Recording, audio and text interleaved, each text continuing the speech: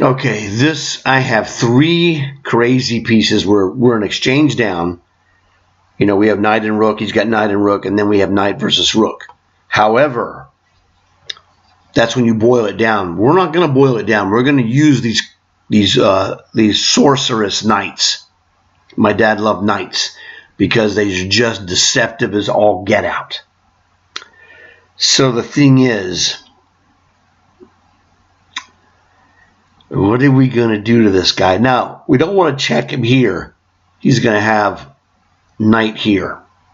We do have this nasty check, potentially nasty, but now he is threatening rook takes pawn check. If we don't check him, he's going to annihilate us with rook takes pawn check. There's no way to defend g2. So knight takes here doesn't do us any good. We don't want to trade. We don't want to trade down when we're down in material. So if he wants to counter sacrifice the exchange back, we'll take it. Knight checks, rook takes, pawn takes.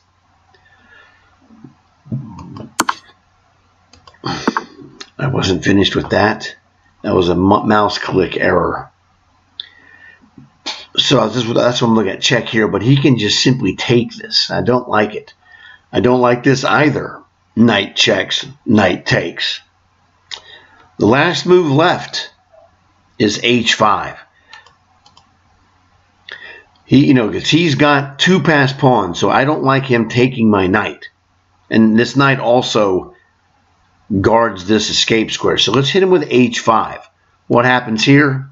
h5, he only has one move. King g7, the only move. Well, it's fairly obvious that rook h7 check is the move we respond. Now we cannot play this move here with the next move being checkmate. This would be unstoppable checkmate, except that he stops it by playing rook takes g2 check, and he has at least a perpetual check. So that move's no good. It's got to be h5. All right, and then we have to defend our rook. This is another obvious move. And this becomes, there's another checkmate here that you have to know this checkmate. This idea here of knight f6 check is from an Arabian checkmate, but the key checkmate is this one. King, rook, and knight is a checkmate if the rook is defended. And since the rook is defended by this knight, I've known this is a forced checkmate.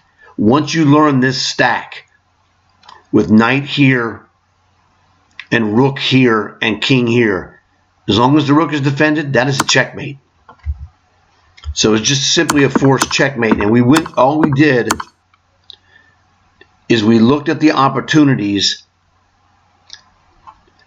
to check, and we know we have to check because rook takes pawn check is a huge threat. So as long as we're checking h5 check, he has to respond. He has one legal move, easy to calculate.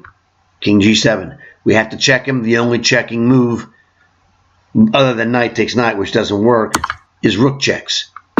And this is when I saw we're going to get this mating configuration that I know is a forced checkmate. Again, we checkmated him here. We checked him. It was the only check available, and obviously good because it leads to a known checkmate. And so my dad was correct once again. Know your checkmates, meaning certain positions like this one need to be committed to memory.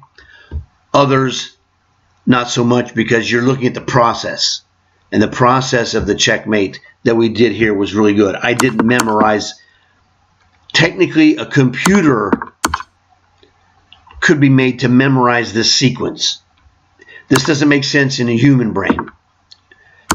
Okay, the human brain doesn't need to memorize this sequence that we're doing, because this is a logical, this is like, you could memorize, for example, I'm going to give you one that's a very simple explanation.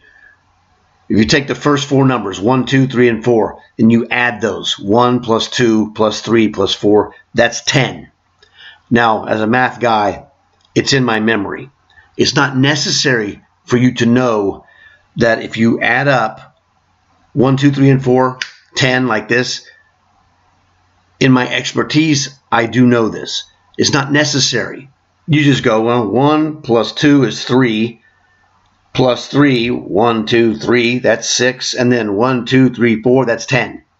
It's that simple. So some things could be memorized, but it's not necessary. This was not necessary to memorize. The only thing you need to memorize with this entire sequence is this king, rook, and knight formation. That is the key.